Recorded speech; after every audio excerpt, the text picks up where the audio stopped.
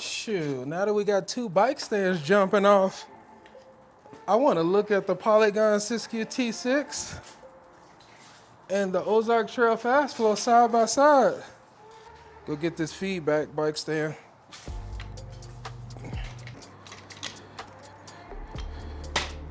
Whew, this is a lot of work. I don't know how mechanics do it. I got so much respect for mechanics. This is a lot. I'm having a hard time dealing with two different bike racks. I couldn't imagine dealing with hundreds of different bikes.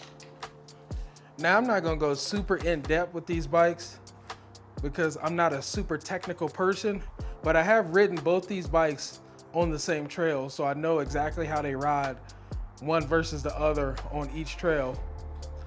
And so far, I'm surprised you can get this much out of a bike for $898.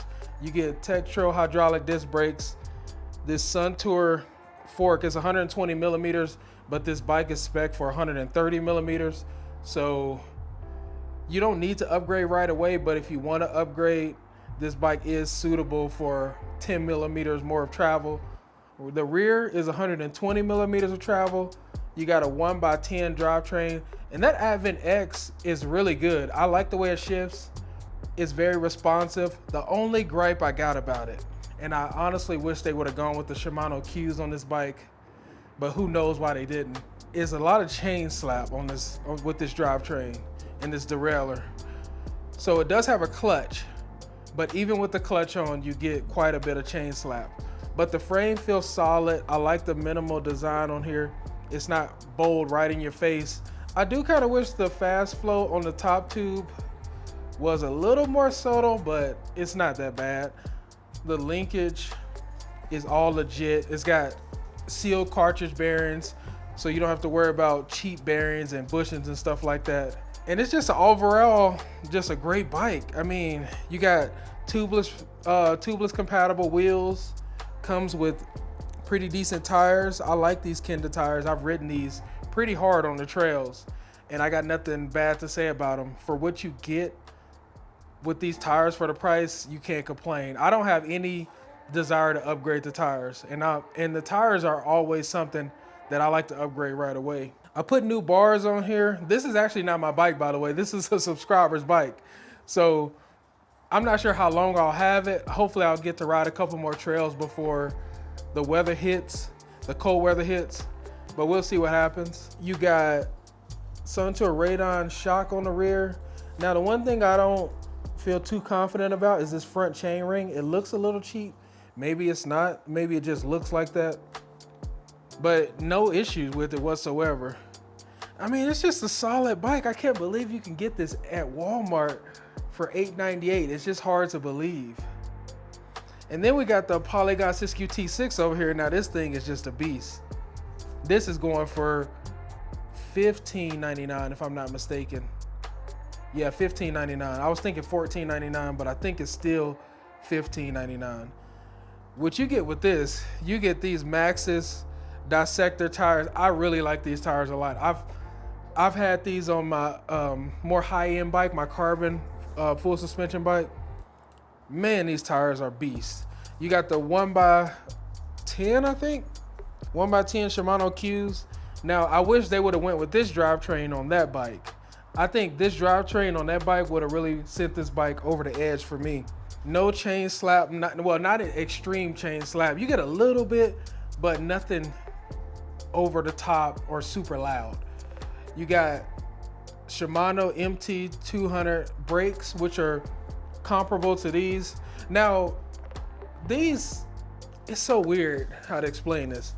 These feel more powerful after I've been riding them for a while, but not much modulation. So my fingers, they get tired pretty quick with this bike. Now with the Shimanos, those got more modulation. I wouldn't say they're powerful, just they don't feel as powerful and abrupt as these. But I like the Shimanos a lot better. Which is, I mean, these two brakes are really good, not a big deal. I'm just giving you my opinion on the parts that are on the bike.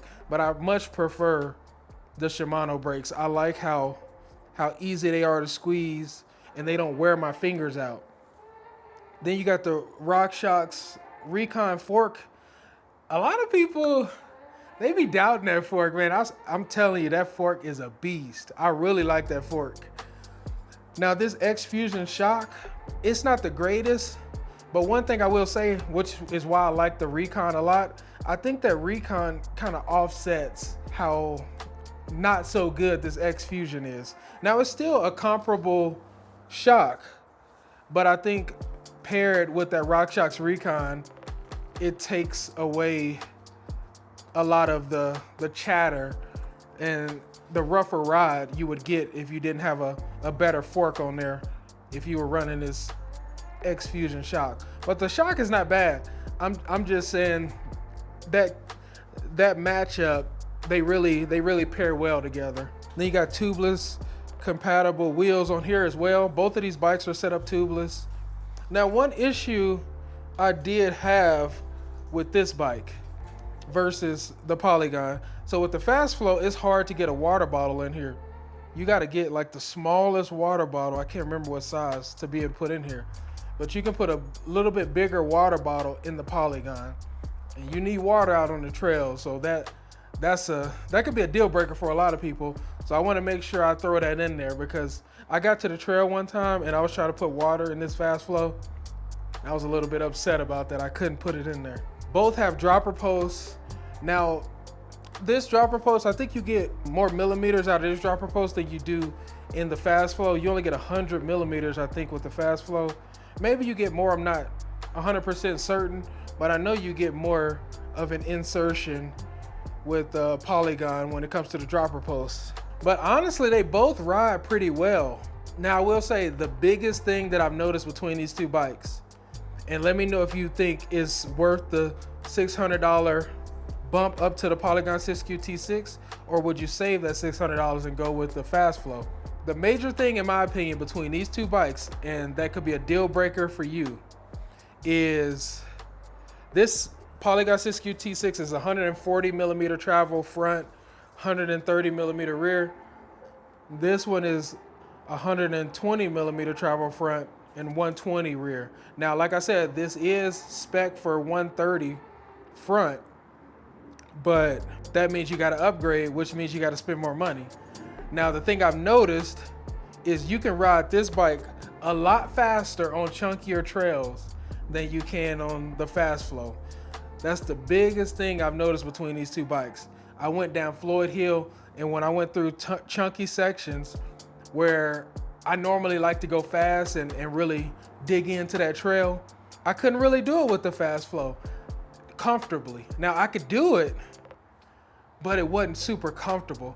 But with the Polygon Syscue T6, it was just plush, just flying over that stuff. And I think that comes back to the Polygon Syscue T6 having that little bit of extra travel. And I think it has better wheels too, but I think it mostly boils down to that extra 20 millimeters of travel. So I would say if I was choosing between these two bikes, for me, it would depend on how much travel I needed. Now, for me personally, where I live, I need that 140. Well, I don't want to say I need it, because you don't really need anything. You can ride whatever. I prefer the 140 because it's more comfortable. The 120 will do, but the 140 is a lot more comfortable. Now, you could put a better fork on here and put 130 millimeters on here. I'm not sure how much better it'll ride versus this, because I haven't done that upgrade. Maybe I should do that upgrade and see what it feels like. But just right out the gate, both these bikes going head to head, stock for stock, that 140 millimeters is the only difference I see between these two bikes. And why, if it was me, where I ride in Colorado, I would go with the T6, because I need that extra 20 millimeters of travel so I'm not chattered to death on the trails.